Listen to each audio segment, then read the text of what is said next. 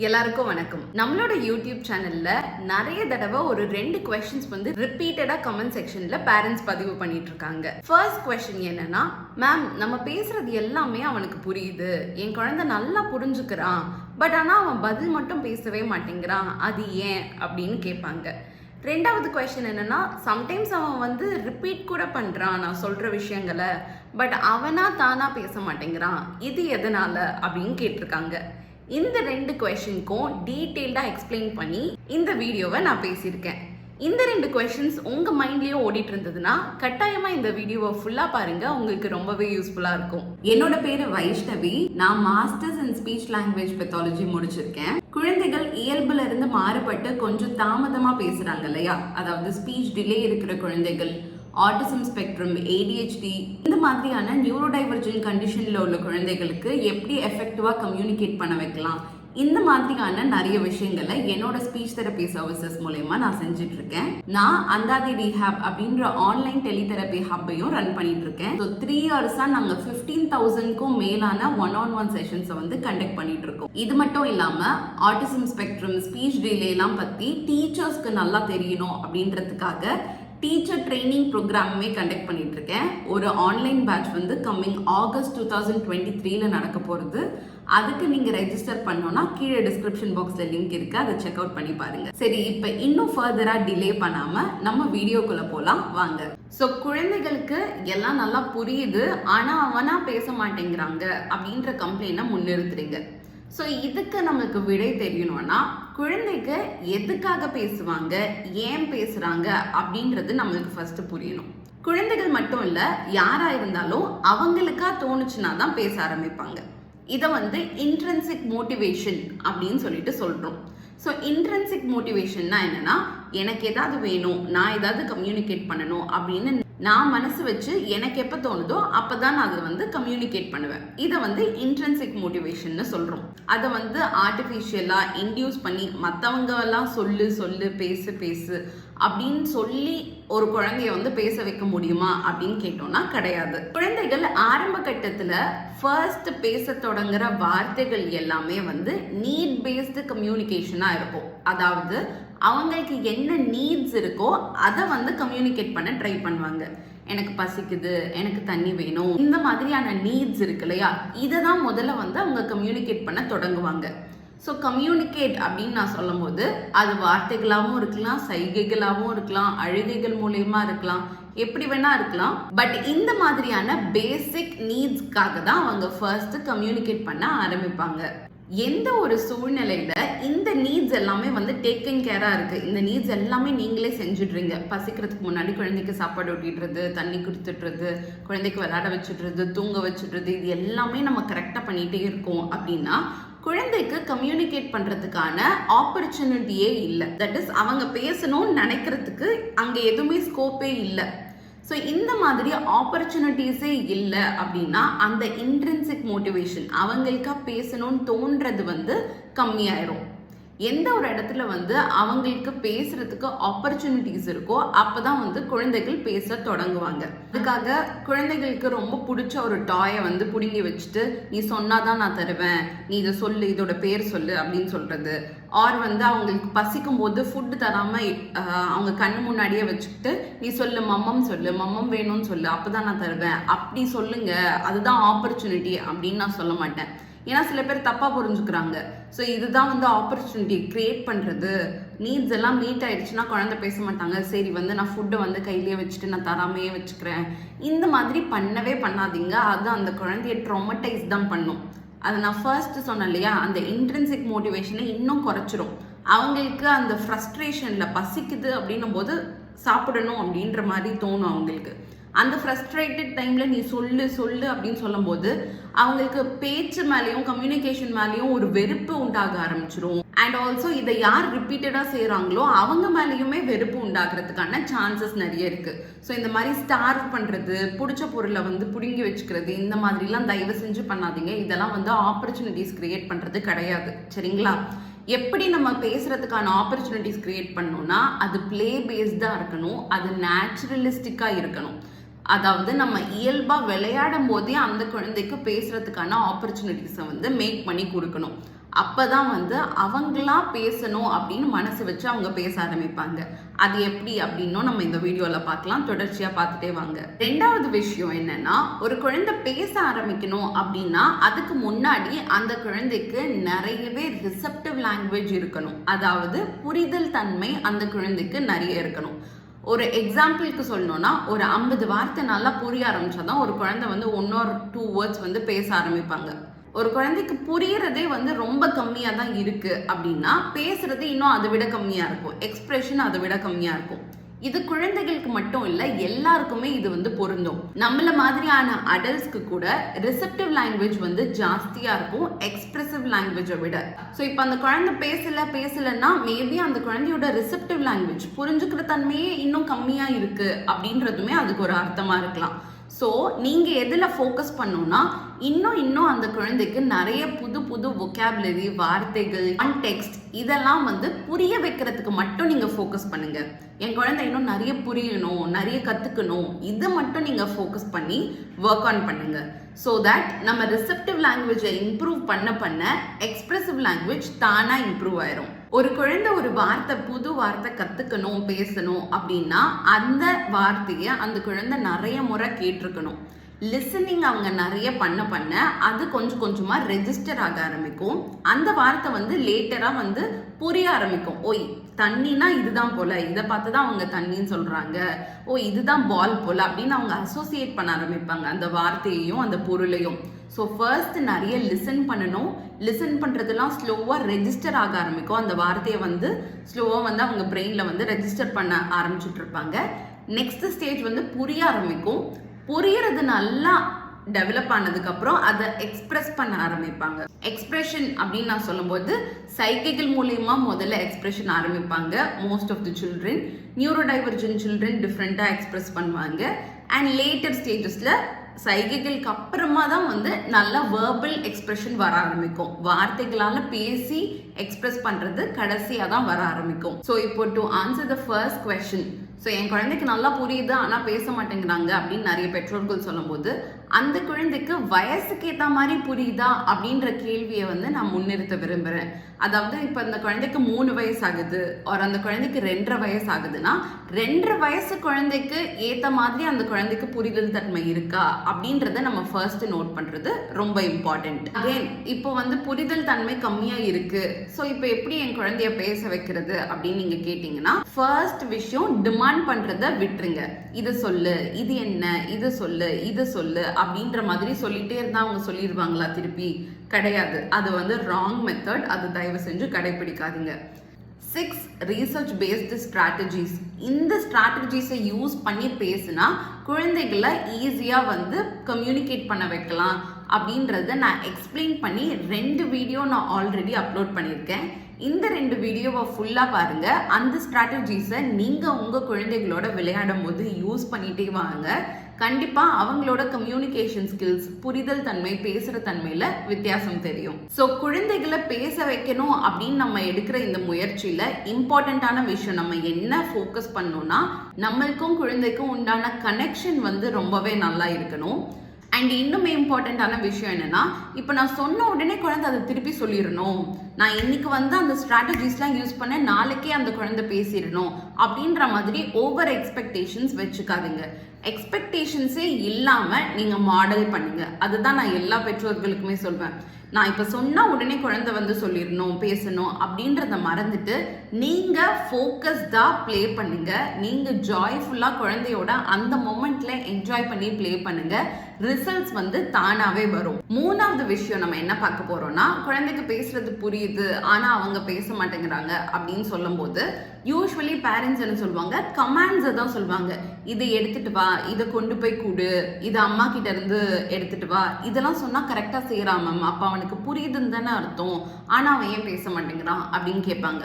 So இந்த மாதிரி commands நம்ம கொடுக்கும்போது ஒரு விஷயம் கவனிக்கணும் என்னன்னா, நம்ம நிறைய கைஜாடைகள் அண்ட் ஃபேஷியல் எக்ஸ்பிரஷன்ஸ் பண்ணுவோம். இதோ அங்கே இருக்கே அதுதான், அதை எடுத்துட்டு வா அப்படின்னு சொல்லுவோம். அங்கே இருக்காரு பாரு அப்பா, அவர்கிட்ட போய் கொடு அப்படின்னு சொல்லுவோம். ஸோ இதில் அந்த வார்த்தைகளை புரிஞ்சு அந்த குழந்தைங்க கமெண்டை ஃபாலோ பண்ணுறாங்களா, ஆர் நம்மளோட சைகைகளை புரிஞ்சு ஃபாலோ பண்ணுறாங்களா அப்படின்றத நம்ம நோட் பண்ணணும். பிகாஸ் சைகைகள் வந்து ஈஸியா குழந்தைகளுக்கு புரியறதுக்கான சான்சஸ் இருக்கு. பட் அந்த வார்த்தையை அவங்க கரெக்டா புரிஞ்சிருக்காங்களா, நம்ம சொல்ற வார்த்தை அந்த ரிசெப்டிவ் லாங்குவேஜ் இம்ப்ரூவ் ஆயிருக்கா அப்படின்னு பார்த்தோம்னா நிறைய இடங்கள்ல வந்து அது இருக்காது. மோஸ்ட்லி வந்து 10 கமெண்ட்ஸ் கொடுத்தா சில குழந்தைகள் 2 கமெண்ட்ஸ் ஃபாலோ பண்ணுவாங்க. அப்படி இல்லைன்னா கமெண்ட்ஸை வந்து அவங்க சைகைகள் புரிஞ்சு ஃபாலோ பண்ற மாதிரி இருக்கும், அந்த வார்த்தைகளை புரிஞ்சு ஃபாலோ பண்ற மாதிரி இருக்காது நிறைய இடங்கள்ல நான் அப்சர்வ் பண்ணது. இம்பார்ட்டன்ட் நோட்டா நான் என்ன சொல்ல விரும்புறேன் அப்படின்னா, குழந்தைகள் பேசல அப்படின்னா அவங்களுக்கு புரியுற தன்மையுமே அவங்க வயசை விட கம்மியா இருக்கிறதுக்கான சான்சஸ் நிறைய இருக்கு. ஸோ பேசுற தன்மை புரிஞ்சுக்கிற தன்மை எப்படி இருக்கு உங்க குழந்தைக்கு அப்படின்னு நீங்க தெரிஞ்சுக்கணும்னா ஒரு 1-on-1 டீடைல்டு எவாலுவேஷன் எடுக்கிறத நான் ரெக்கமெண்ட் பண்ணுவேன். ஸோ ஒரு ஸ்பீச் தெரபிஸ்ட் அந்த குழந்தைய பார்த்து என்னென்ன வார்த்தைகள் பேசுறாங்க, எந்த மாதிரியான விளையாட்டை வந்து அவங்க ஈடுபடுறாங்க, பேரண்ட்ஸ் குழந்தைகிட்ட எப்படி பேசுறாங்க, இந்த மாதிரியான நிறைய விஷயங்கள் கூடவே சேர்த்து அவங்களோட பர்த் ஹிஸ்டரி, டெவலப்மெண்டல் ஹிஸ்டரி, இது எல்லாத்தையுமே கோரிலேட் பண்ணி ஒரு டீட்டெயில்டான அசஸ்மெண்ட் பண்ணுவாங்க. அந்த அசஸ்மெண்ட் வந்து ரொம்பவே இம்பார்ட்டன்ட். குழந்தை பேசல அப்படின்னா எதனால அந்த குழந்தை பேச ஆரம்பிக்கல அப்படின்னு நம்ம ஃபைண்ட் அவுட் பண்றது ரொம்ப இம்பார்ட்டன்ட். நல்ல ஞாபகம் வச்சுக்கோங்க, early identification and early intervention, அதாவது சீக்கிரத்திலேயே கண்டறியறதும் சீக்கிரத்திலேயே அதுக்கான ஸ்டெப்ஸ் எடுக்கிறதும் தான் குழந்தைக்கு லைஃப் லாங் பெனிஃபிட்ஸ் கொடுக்கும். ஸோ இப்போ குழந்தைக்கு வந்து டிலே இருக்கு, ஒருவேளை குழந்தை வந்து வயசுக்கு ஏற்ற மாதிரி பேசலையோ அப்படின்ற டவுட் உங்களுக்கு இருந்ததுன்னா கட்டாயமா ஒரு ஸ்பீச் தெரபிஸ்ட்டை வந்து மீட் பண்ணி ஒரு டீட்டெயில்டு எவாலுவேஷன் எடுங்க, அது ரொம்ப இம்பார்ட்டன்ட். அண்ட் இன்னுமே இம்பார்ட்டண்ட்டான விஷயம் என்னன்னா, அந்த எவாலுவேஷனுக்கு ரிப்போர்ட் வாங்கி வச்சுக்கோங்க. பிகாஸ் அந்த ரிப்போர்ட் வந்து அந்த குழந்தையோட லைஃப் டைம் ஃபுல்லாவே வந்து ஹெல்ப்ஃபுல்லா இருக்கும். கண்டிப்பா ஸ்பீச் அண்ட் லாங்குவேஜ் எவாலுவேஷன் எப்படி நடக்கும், எவ்வளோ நேரம் நடக்கும், அதுல என்னென்ன விஷயங்கள்லாம் செய்வாங்க அப்படின்றத எக்ஸ்பிளைன் பண்ணி டீட்டெயில்டா நான் ஆரம்ப காலகட்டத்திலேயே ஒரு வீடியோ போட்டிருக்கேன். அந்த வீடியோட லிங்க்குமே வந்து நான் கொடுத்துருக்கேன்.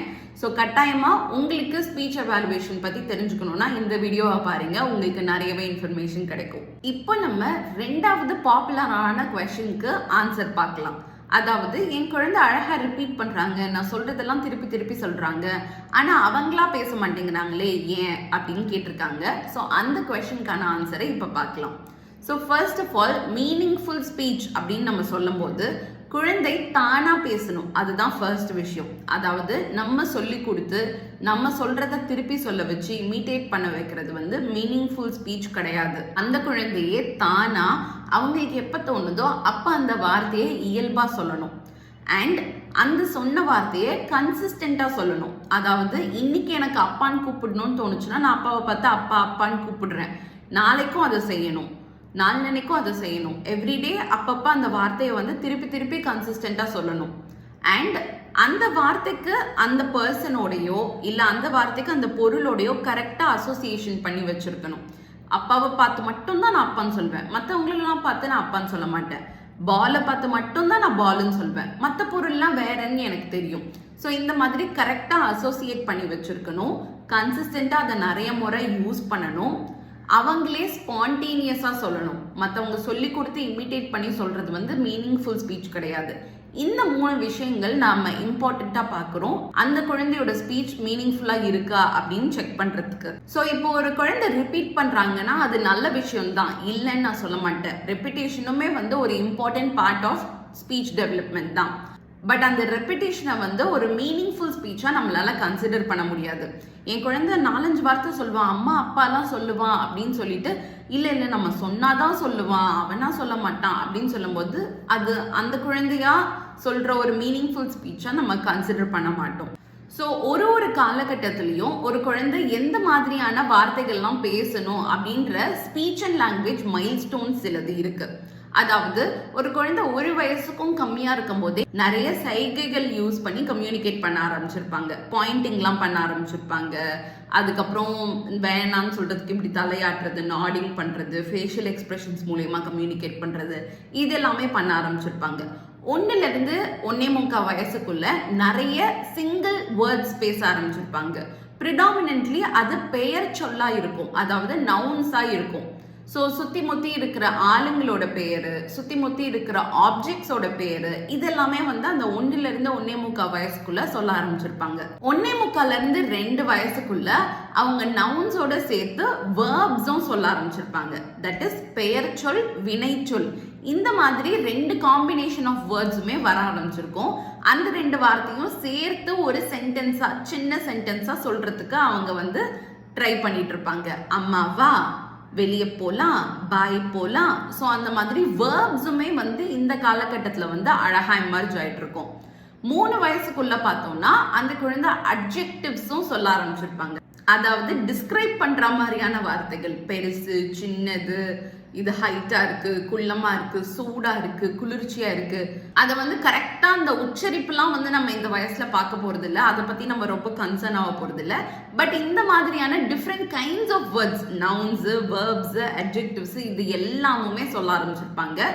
ஆல்மோஸ்ட் 3 இயர்ஸ் டைம்ல வந்து அவங்க குட்டி குட்டி கதைகள்லாம் வந்து அவங்களுக்கு நல்லாவே புரிய ஆரம்பிக்கும். சின்ன சின்ன இம்பார்ட்டண்ட்டான விஷயங்கள்லாம் அவங்களே ரீகலெக்ட் பண்ணி சொல்லுவாங்க. நேற்று ஸ்கூல்ல வந்து இப்படி நடந்துச்சு, என்னை வந்து ஒரு பையன் தள்ளி விட்டுட்டான், மிஸ் வந்து எனக்கு சாக்லேட் கொடுத்தாங்க. இந்த மாதிரியான இம்பார்ட்டண்ட்டான ஈவெண்ட்ஸ்லாம் கூட அவங்களே ரீக்ரியேட் பண்ணி சொல்ற அளவுக்கு அவங்களுக்கு லாங்குவேஜ் டெவலப்மெண்ட் ஆயிருக்கும்.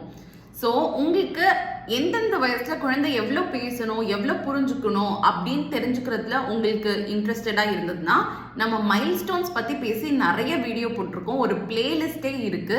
So 0 to 1 years, 1 to 2 years அப்படின்ற மாதிரி 5 years வரைக்கும் குழந்தைகளுக்கு எவ்வளோ புரியணும், எவ்வளோ பேசணும் அப்படின்னு நான் ஆல்ரெடி நிறைய வீடியோஸ் அப்லோட் பண்ணியிருக்கேன்.